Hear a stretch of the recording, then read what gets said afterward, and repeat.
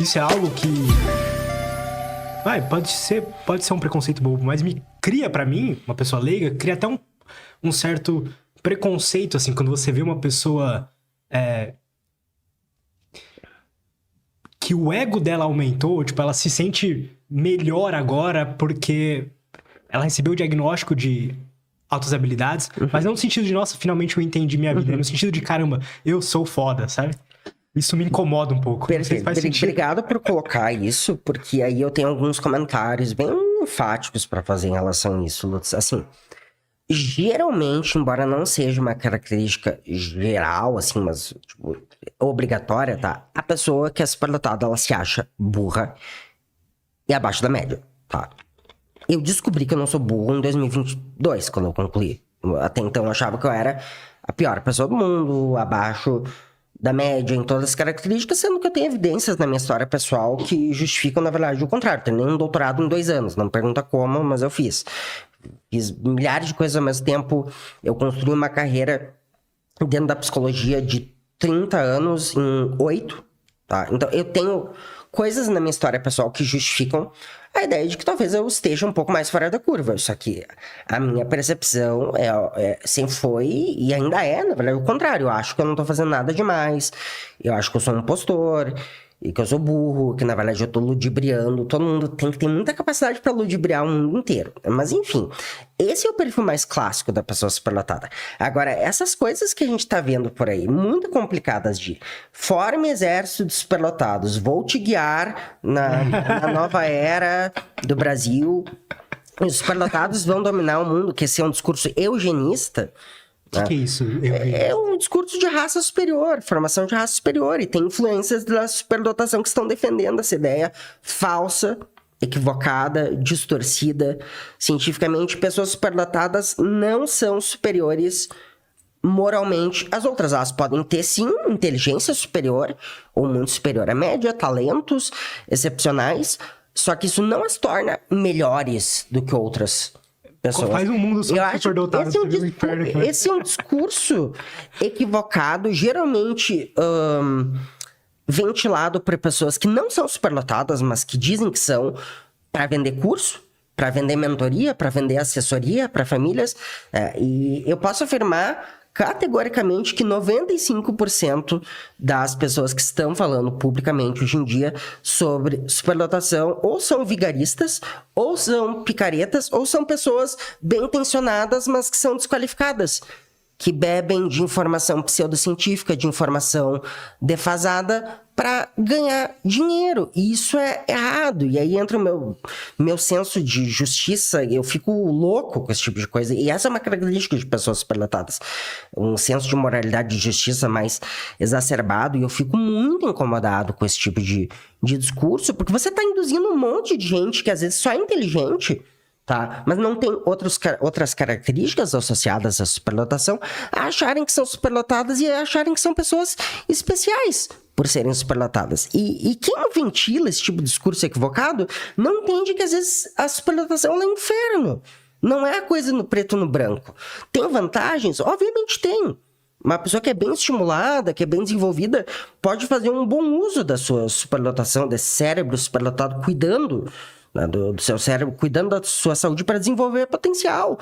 Mas agora, você romantizar uma condição em que o cérebro não desliga, em que você tem alterações de sono bem documentadas na literatura.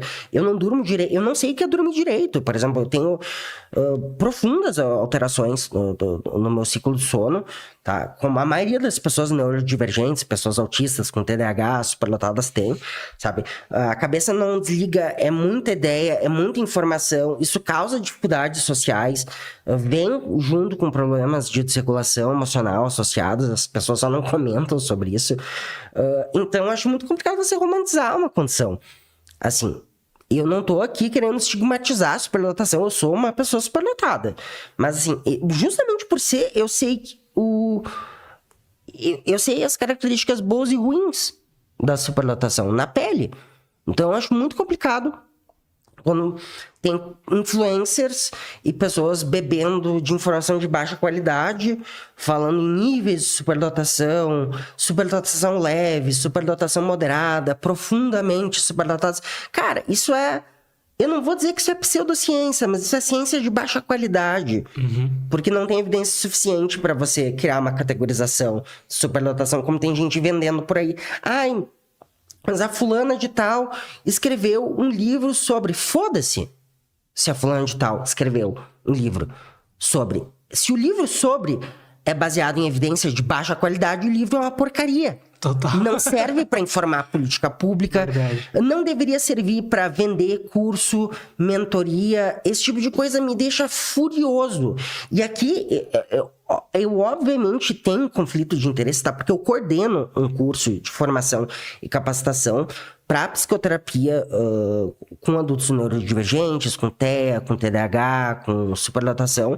Mas eu faço isso com ética, com respeito ao meu público, respeito às pessoas que têm essas condições, porque a vida não é só dinheiro, né? Eu acho que você ganhar dinheiro induzindo pessoas que não têm nenhum marcador objetivo de superdotação a crerem que são superdotadas, para você criar fórumzinho para as pessoas ficarem alimentando o ego umas das outras, eu acho que isso é uma coisa repulsiva. Eu fico muito indignado como as pessoas dão corda para uns picaretas, tá? Uma gente vigarista que não tem vergonha na cara, tá? Dizendo que é superlotada, vendendo com superlotação. A pessoa nunca fez uma avaliação pessoal para saber se ela tem de fato superdotação, induzindo pessoas a não fazerem avaliação neuropsicológica e só com base no autorrelato. E eu entendo assim, Lutz, que tanto para a questão do autismo, TDAH, superdotação, o processo de autoidentificação,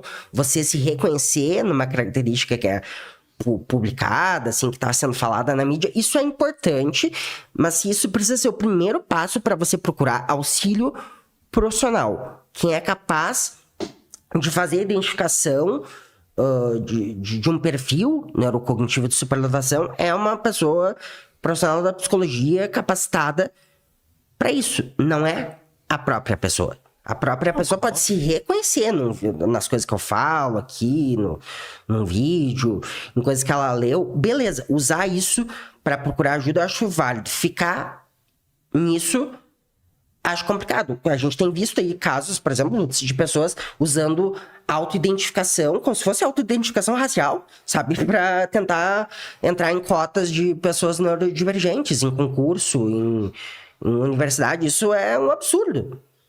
Não é questão de autoidentificação, não só, tem que ir além. Enfim, desculpa. Não, faz sentido. Relaxa, cara. Eu fico indignado. Não, mas eu entendo, cara. Eu entendo essa indignação. E é o que faz... Eu acho que isso talvez até afaste algumas pessoas que são realmente superdotadas em ir lá e fazer um teste, alguma coisa do tipo. Porque fala, cara, eu não quero me identificar com aquilo. Até porque é muito caro, né? Esse processo de avaliação, uma avaliação neuropsicológica, né? Uma boa avaliação neuropsicológica, você dificilmente vai encontrar isso por menos de R$ 2.500, um processo de 8 sessões. Vai encontrar por muito mais do que isso. Na verdade, a maioria da população não tem acesso financeiro para realizar esse tipo de avaliação. A gente não tem isso disponível em praticamente nenhum lugar do SUS, não tem profissionais qualificados, não tem pessoal treinado, é complicado.